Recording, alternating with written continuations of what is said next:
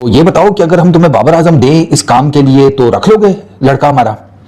हाँ नहीं, वो क्रिकेट में तो कुछ नहीं कर पा रहा, तो अब जारी बात है घर गृहस्थी भी चलानी है। बाबर और रिजवान के साथ जो मुझे नजर आता है और मैं क्यों उनकी सपोर्ट करता हूं, मैं इसलिए करता हूं कि उनको बिल्कुल ऐसा साइड पे कोने पे लगाने की कोशिश हो रही है जैसे पता नहीं उन्होंने पाकिस्तान के लिए कुछ किया ही नहीं है। उनको दिखाएं बाबर आजम टाइप के ये जो हमारे किंग है और हमारे जो बड़े लेजेंड प्लेयर है ना, इनको दिखाएं कि अपनी ऑडी से उतरें, ऑडी से उतर के सामने हॉकी स्टेडियम जाएं।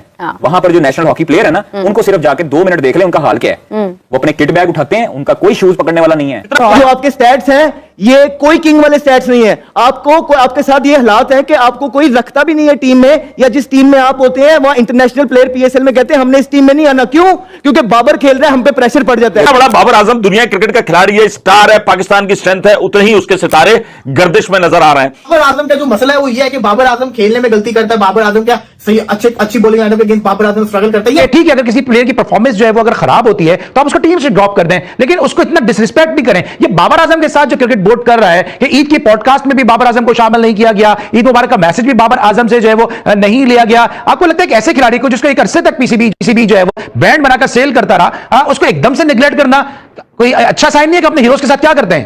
पाकिस्तान का मीडिया तो कह रहा है कि ये अगले 6 महीनों तक बाबर रिजवान को भूल जाएं। पाकिस्तान का मीडिया 6 महीनों तक वो कह रहा है बाबर रिजवान को भूल जाएं, और मुझे नहीं समझ में आ रही उन्होंने 6 महीने निकाले कैसे। नमस्कार साथियों, स्वागत है आप सभी का एक बार फिर से हमारे नए रिएक्शन यूट्यूब वीडियो में। साथियों, बाबर रिजवान पर तो 7.5 ही शनि का प्रकोप चालू हो चुका है। बाबर रिजवान को T20 PSL से बाहर कर दिया गया है और उसके पेट पर लात मार दी गई है। लेकिन पाकिस्तान मीडिया में ये काफ़ी चर्चा हो रही है, हर जगह ये चर्चा हो रही है कि बाबर रिजवान को PSL से बाहर क्यों निकाला जा रहा है, क्यों T20 से बाहर किया जा रहा है। इसका कारण अभी तक साफ नहीं हुआ है साथियों। तो वीडियो में काफ़ी मज़ेदार बात ये है कि जो बाबर रिजवान कभी विराट कोहली के साथ पिक्चर लिया करता था, कभी विराट कोहली के साथ ही उनके जो है क्रिकेटर को खेला करता था, लेकिन अब वो T20 से पाकिस्तान मीडिया उसको बाहर करने जा रही है। और यह भी आपने क्लिप में देखा होगा कि उसमें जो है ये बात ये भी हो रही है साथियों PSL के द्वारा कि हमारी नाक कटवा रहे हैं, PSL में उसकी नाक कट रही है बाबर रिजवान के द्वारा। तो साथियों वीडियो काफ़ी मज़ेदार होने वाला है, तो कृपया वीडियो को पूरा देखना, आखिर तक देखना और अपने दोस्तों के साथ शेयर जरूर करना साथियों। और चैनल को सब्सक्राइब करना बिल्कुल ना भूलें साथियों, क्योंकि ऐसी वीडियो रोज़ आती रहती हैं अपनी। और बाबर आजम से रिलेटेड ये खबरें इस वजह से आ रही है क्योंकि बाबर आजम को ना सिर्फ बांग्लादेश के खिलाफ होने वाली जो नेक्स्ट मंथ T20 सीरीज है उससे भी ड्रॉप किया गया है, बल्कि इससे पहले जो बांग्लादेश पाकिस्तान की टीम में पाकिस्तान में विजिट पर आई थी तब भी बाबर को उसमें शामिल नहीं किया गया था। मतलब ये है कि जब हमारे लोग ये कहते हैं ना कि बाबर आजम 130 के स्ट्राइक रेट वाला पाकिस्तान टीम का कप्तान नहीं होना चाहिए, तो 125 वाला पाकिस्तान टीम का कप्तान क्यों बना हुआ T20 की टीम का? ये मेरा सबसे पहले सवाल है। आप 170 वाले को बनाए, 150 आपके सुन लें, आपकी दुनिया, आपके पाकिस्तान की क्रिकेट की हिस्ट्री में, ठीक है, बाबर और रिजवान से ज्यादा किसी ने T20 में रन ही नहीं किए। 4 महीने मैं समझता हूं कि बाबर आजम सुकून ही सुकून है। अब वो उनकी क्रिकेट क्या होगी, किस तरीके से वो अपने आप को रिहैब, मैं रिहैब का लफ्ज कह रहा हूं, रिहैब ही करना है भाई उनको। पर 5 दिनों में आप चैंपियंस ट्रॉफी से बाहर हो जाते हो, ठीक है। आप सारी दुनिया की जो है वो उम्मीदों पर पानी फेरते हो। आपको ये नहीं पता था कि आपने अपनी होम कंडीशंस पर 2 स्पिनर खिलाने या 3 खिलाने, आपने 4 फास्ट बॉलर डाली और 1 स्पिनर डाल दिया। खुदा का खौफ करें, ये तजुर्बात पाकिस्तान से बंद करें, नहीं तो पाकिस्तान क्रिकेट बोर्ड के बिल्कुल सामने हॉकी स्टेडियम है। वहां पर जो प्लेयरों के हाल होते हैं ना, रिक्शों में जाते हैं, ये प्लेयरों को दिखाएं बाबर आजम टाइप के ये जो हमारे किंग है और हमारे जो बड़े लेजेंड प्लेयर है ना, इनको दिखाएं कि अपनी ऑडी से उतरें, ऑडी से उतर के सामने हॉकी स्टेडियम जाएं। वहां पर जो नेशनल हॉकी प्लेयर है ना, उनको सिर्फ जाके 2 मिनट देख ले उनका हाल क्या है। वो अपने किट बैग उठाते हैं, उनका कोई शूज पकड़ने वाला नहीं है, उनकी गाड़ी में से कोई उनका जो है ना वो बॉल थ्रोअर नहीं आता। सही बात है, कोई जानता ही नहीं है, कोई जानता भी नहीं है। फिरोजपुर रोड पैदल जाते हैं और पैदल जाके वहां से रिक्शा लेते हैं। तो मेरा ख्याल है कि जो ICC वाले ना ये चाहते हैं कि बाबर की परफॉर्मेंस ना हो, उसको इसी चीज पे लगाए रखें कि नंबर वन। अरे यार माफ कर दो, ये क्या रैंकिंग देते हो यार। इसका मतलब है कि अगर बाबर आजम पाकिस्तान की T20 इंटरनेशनल की टीम में जगह बनाने में कामयाब नहीं हुए हैं तो उन्होंने ये फैसला कर लिया है कि वो T20 क्रिकेट से हमेशा के लिए रिटायर हो जाएंगे। तो ये कोई नई बात तो है नहीं हमारे पाकिस्तान क्रिकेट बोर्ड में। साथ देखें, इसकी सबसे बड़ी वजह ये होगी, जब बाबर आजम को आपने सारा पावर्स दिए थे, ठीक है, जब पावर्स दिए थे तो उसने जो ऊपर बैठे लोग होंगे वो जो कराना चाह रहे होंगे बाबर से, उसने उसको मना किया होगा, बाबर ने नहीं किया होगा। जब आपको एक पीछे की जो ऐसा नॉर्मली चलता है तो बाबर को नहीं किया, लेकिन बाबर उस वक्त पावर में था, बाबर की परफॉर्मेंस थी, बाबर टॉप पे था, तो उसका कुछ बिगाड़ नहीं सकते थे, ठीक है।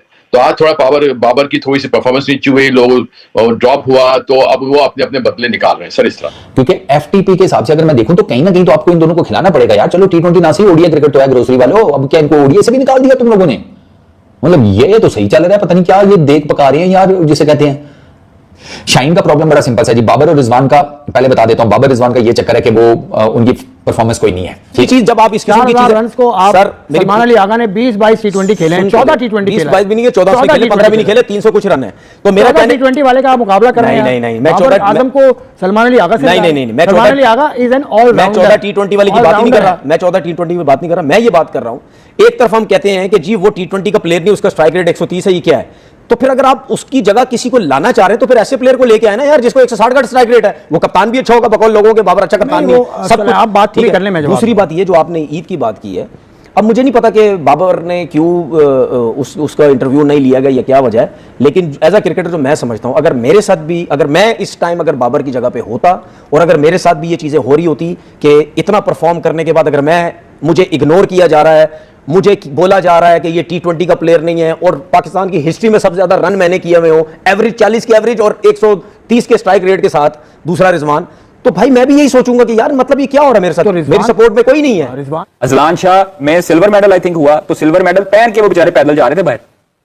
ये उनको सिर्फ और सिर्फ सबक के लिए इनको दिखाना चाहिए। इनको इतने इतने पैसे मिलते हैं। मेरी बात सुने, अब मैं जज्बाती हो गया हूँ थोड़ा सा, पाकिस्तानी है ना, पाकिस्तानी फैंस हैं, उन्होंने ना स्टेडियम में आना छोड़ दिया इनकी वजह से। सही बात है। आप देखिए क्राउड अभी भी हमें कितना कम नजर आ रहा है। कराची का क्राउड ऐसा चार्ज क्राउड होता था, वो रोला खत्म नहीं होने देता था। ये अल्लाह का भला करे। मैं यही बात दोपहर में अपने दोनों प्रोग्राम्स में करती हूं, शाम को चैंपियंस ट्रॉफी में न्यूजीलैंड का पाकिस्तान के साथ मैच था और खाली था ग्राउंड, ठीक है। उसके बाद से अब तक पीएसएल में वो रौनक है ही नहीं। 10,000 टिकटें फरोख्त कर।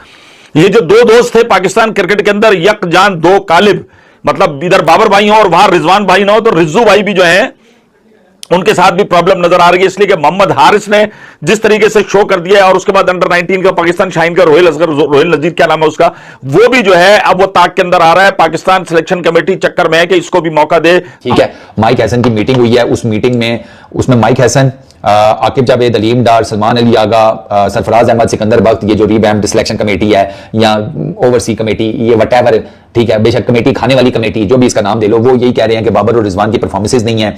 हम जो है वो टीम में फंडामेंटल चेंजेस कर रहे हैं, फॉर्म को लेकर, टीम डायनामिक्स को लेकर, इंटरनल बिहेवियर्स को लेकर, तो उसमें वो कह रहे हैं कि ये दोनों फिट नहीं बैठे इन टर्म्स ऑफ टी20। तो ये इससे हमारा आइडिया होता है कि हमने किन लोगों को पाकिस्तान क्रिकेट बोर्ड में रखा जिनको एथिक्स ही नहीं आते जॉब्स की। तो ये इसकी वजह सिर्फ ये है कि उसने जिन लोगों को नाराज किया होगा अपने वक्त में, तो वो उसका बदला ले रहा है और कोई वजह नहीं इस बात की। आपको वो दौर याद आ रहा है जब जावेद भाई ने तपती धूप में यूबीएल पे ट्रायल मैचेस खेले थे? देखा ना कितना बड़ा मजाक था वो। आपको याद होगा, मैं उसको वाइस कैप्टन तो पढ़ सकते, मैंने कहा भैया आप तो क्या मजाक कर रहे हैं, ठीक है ना, आप खिलाना खिलाए, नहीं खिलाना नहीं खिलाए, ये ट्रायल मैचेस किस चीज के लिए? रिजवान तो है वैसे, सही है, क्या मतलब रिजवान ने मैसेज, हाँ, लेकिन जाहिर सी बात है वो रिजवान से तो ऊपर ही है ना, उसकी ज्यादा वो फैन फॉलोइंग तो उसकी है, हमेशा हुआ, ये आज नहीं हुआ, हमेशा हुआ है।